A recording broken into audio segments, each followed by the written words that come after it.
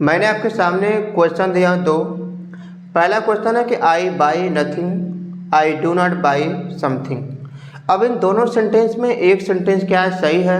हो सकता है कि पहला सेंटेंस सही हो सकता है कि नीचे का सेंटेंस सही हो। कौन सी सेंटेंस सही है आपको इस वीडियो लेक्चर में बताया जाएगा, और आपको इस वीडियो लेक्चर में यह भी बताया जाएगा कि इंडेफिनिट प्रोनाउन क्या होती है। तो आपको इंडेफिनिट प्रोनाउन को सीखने के लिए, अच्छी तरीके से जानने के लिए वीडियो के अंत तक जरूर बने रहिएगा। और अभी तक चैनल को सब्सक्राइब नहीं किए हैं, सब्सक्राइब कर लीजिए ताकि आपको इसी तरह ग्रामर के रिलेटेड वीडियो मिलता रहे। आज की इस वीडियो लेक्चर आपसे हम चर्चा करने वाले हैं इंडेफिनिट प्रोनाउन के बारे में। इंडेफिनिट प्रोनाउन का मतलब होता है अनिश्चित सर्वनाम। इसकी जो डेफिनेशन होती है, a pronoun which does not show different thing person. अब यहाँ पर प्लेस भी कर सकते हैं। तो याद रखना है कि जो सर्वनाम किसी निश्चित वस्तु या व्यक्ति या किसी स्थान को प्रकट नहीं करता, यानी कि एक ऐसा सर्वनाम जो किसी निश्चित वस्तु हो या कोई व्यक्ति या किसी स्थान का बोध नहीं कराता है, तो वो सर्वनाम कहलाती है आपकी इंडेफिनिट प्रोनाउन, जिसे कहते हैं अनिश्चित सर्वनाम। इसको हम चार प्रकार से प्रयोग करते हैं। पहला था पर्सन। जब भी आप पर्सन के लिए प्रयोग करेंगे, someone, no one, anyone, somebody और एवरीवन। इस तरीके से थिंग के लिए यानी किसी वस्तु के लिए प्रयोग करेंगे, समथिंग, नथिंग, एनीथिंग, एवरीथिंग। इस तरीके से किसी प्लेस के लिए करेंगे समवेयर, नोवेयर, एनीवेयर और एवरीवेयर। किसी क्वांटिटी यानी किसी मात्रा को दर्शाएंगे आप, तो ऑल, सम, सेवरल, इस तरीके से प्रयोग करना है। और यदि जितने भी प्रोनाउन लिखा गया है इंडेफिनिट, यदि प्रोनाउन प्रयोग किए थे एक कर्ता के रूप में, तो इनके साथ वर्ब हमेशा क्या आएगी, सिंगुलर की। अब आगे हम चर्चा करते हैं कि किस तरीके से समवन, नोवन और एनीवन का प्रयोग हम एक सेंटेंस में कर सकते हैं।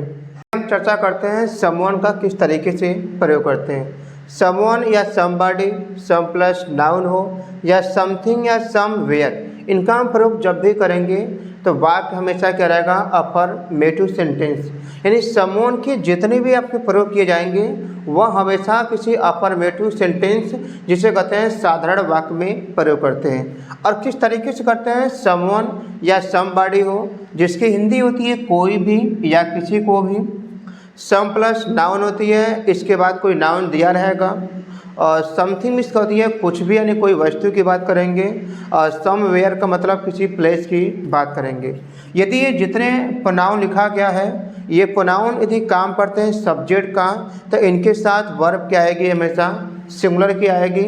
और ऑब्जेक्ट जगह प्रयोग करेंगे तो आप ऑब्जेक्ट जगह पर रखेंगे, जैसा प्रयोग किया जाएगा आप वैसे करेंगे। तो आइए एग्जाम्पल के जरिए अच्छी तरीके से इसको समझते हैं। जैसे मैंने आपको पहला एग्जाम्पल दिया, मैं कहा कि कोई उसे बुलाता है। कौन बुलाता है, कोई। तो याद रखिएगा सेंटेंस रखने का एक नियम होता है कि पहले सब्जेक्ट, उसके बाद वर्ब, फिर क्या रखते हैं, ऑब्जेक्ट। तो कोई उसे बुलाता है, तो कौन बुलाता है, कोई। अब ये सेंटेंस अफर्मेटिव है, यानी कि साधारण वाक्य है। तो यहाँ पर आप क्या करेंगे, कोई की अंग्रेजी समवन, इस तरीके से।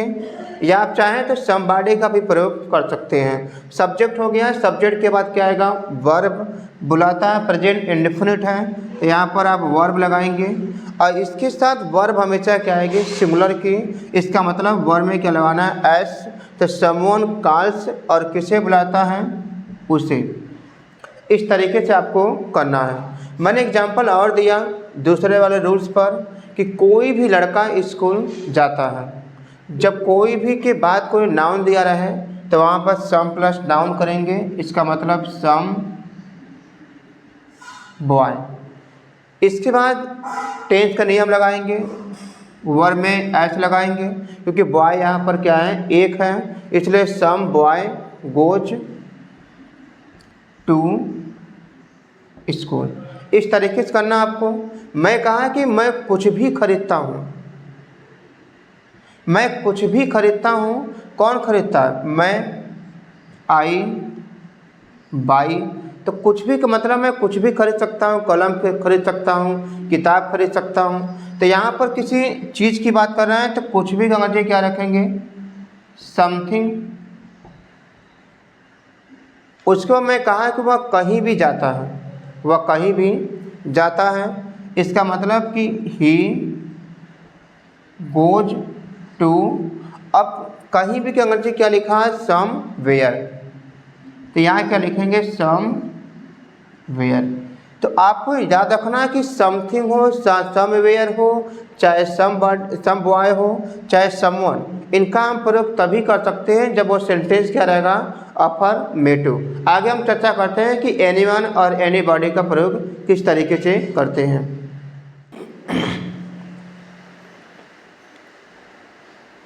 तो आगे हम चर्चा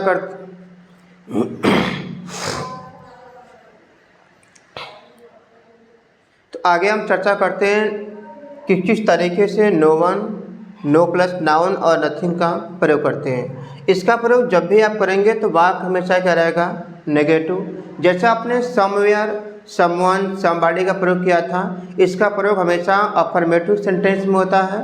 तो ऐसे ही इसका भी प्रयोग हमेशा नेगेटिव वाक्य यानी कि नकारात्मक वाक्य में होती है।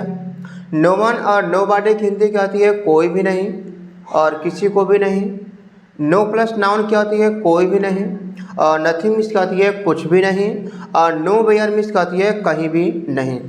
याद रखिएगा, यदि हम इसको सब्जेक्ट के रूप में प्रयोग करेंगे, इनके साथ वर्ब क्या आएगी, हमेशा सिंगुलर की।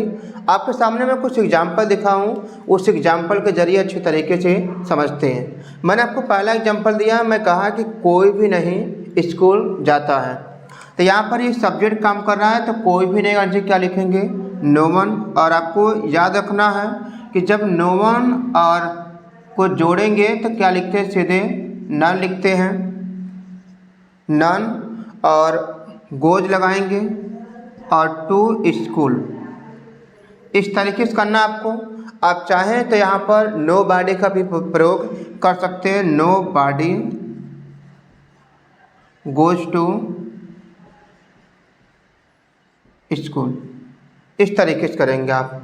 मैंने कहा कि मैं किसी लड़के को नहीं जानता हूँ, कौन नहीं जानता है, मैं। नो मीन्स क्या होती है, जानना, आई नो। और किसे जानता हूँ, किसी लड़के को नहीं। यहाँ पर इसका मतलब क्या है कि नो प्लस नाउन की बात कर रहा है, तो नो लड़का क्या है, नो बॉय। इस तरीके से आपको करना है। सब्जेक्ट का भी काम कर सकता है और ऑब्जेक्ट का भी। तो यहाँ पर थोड़ा सा क्या करेंगे, इसको पास में रखेंगे, नो बॉय।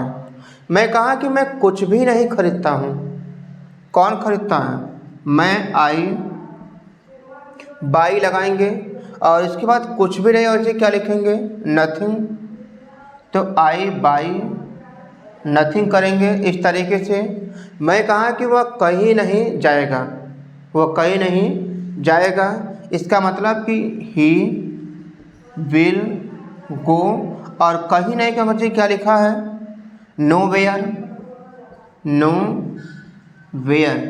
आपको याद रखना है कि हम नो का प्रयोग तभी कर सकते हैं जब वो सेंटेंस क्या रहेगा, नेगेटिव। तो आगे हम चर्चा करते हैं कि किसी वाक्य में एनीवन, एनीबॉडी का प्रयोग किस तरीके से करते हैं। तो आगे हम चर्चा करते हैं कि किसी भी वाक्य में एनीवन, एनी प्लस नाउन और एनीथिंग और एनीवेयर का प्रयोग किस तरीके से करते हैं। तो आपको याद रखना है कि एनी का प्रयोग जब भी करेंगे तो वह सेंटेंस या तो इंट्रोगेटिव हो या क्या हो, नेगेटिव। यानी वाक्य जब प्रश्नवाचक या नकारात्मक हो तो वहाँ पर हम एनी वन का या एनी प्लस नाउन या एनीथिंग या एनीवेयर का प्रयोग कर सकते हैं। एनीवन और एनीबॉडी की हिंदी क्या होती है, कोई भी या किसी को भी। एनी प्लस नाउन कोई भी, एनी प्लस कुछ भी, और एनी प्लस वेयर कहीं भी। आपके सामने एग्जाम्पल लिखा है, मैंने कहा कि क्या कोई उसे बुलाता है। जब भी आपकी सेंटेंस क्या से शुरू हो तो वहाँ पर आप क्या करते हैं, सबसे पहले उस टेंस की सहायक क्रिया जो हेल्पिंग वर्ब होती है उसको रखते हैं। तो यहाँ पर सब्जेक्ट कोई है जो कि हमेशा सिंगुलर होता है, तो इसके साथ हमेशा वर्ब भी क्या आएगी, सिंगुलर। यानी इसका मतलब पहले सहायक क्रिया लगाएंगे डज। जब वाक्य प्रश्नवाचक बन जाए तो वहाँ पर आप न तो सम का प्रयोग करेंगे और न ही नो का प्रयोग करेंगे, केवल प्रयोग करेंगे तो एनी वन। तो यहाँ पर बनाएंगे तो एनी वन सब्जेक्ट के बाद क्या आएगा, वर्ब, और कॉल मीन्स क्या होती है, बुलाना, और हिम मीन्स क्या होती है, उसे। इस तरीके से प्रयोग करना है। मैंने आपके सामने एग्जाम्पल और दिया, मैं कहा मैं किसी लड़के को नहीं जानता हूँ। पहला नियम बनाएंगे तो आप ऐसे भी कर सकते हैं कि आई नो बॉय, लेकिन आप चाहते हैं कि जो नहीं लिखा है, मैं नहीं के अंग्रेजी नॉट लगाना चाहता हूँ, तो प्रेजेंट इनफिनिट में नॉट तभी लगेगा जब सहायक क्रिया डू है तो डज। तो आपने आई डू नॉट और फिर क्या लिखेंगे, नो। इसका मतलब कि इसकी जो हिंदी होगी कि मैं नहीं जानता हूँ, मैं नहीं जानता हूँ। तो बचा क्या, किसी लड़के को। वाक्य नहीं आपने नॉट लगा दिया है तो वाक्य क्या बन गया, नेगेटिव। जब वाक्य नेगेटिव हो तो वहाँ पर अलग से आप नो नहीं लगाएंगे और नहीं समवन का प्रयोग करेंगे। तो आप वहाँ पर जब वाक्य नेगेटिव बन जाए पहले से तो केवल क्या लगाएंगे, एनी, और जो आपकी यहाँ से रूल्स रहेगा उसके हिसाब से लगाएंगे। तो यहाँ पर जहाँ पर नो है, बस यहाँ पर नो को हटाकर क्या लगाइए, एनी बॉय। इस तरीके से आपको करना है। मैंने और एग्जांपल दिया, मैं कहा कि मैं कुछ भी नहीं खरीदता हूँ। पहले बनाएंगे तो आप पहले जो रूल्स इससे पहले पढ़ा था, आई बाई नथिंग करिए, ऐसे करिए।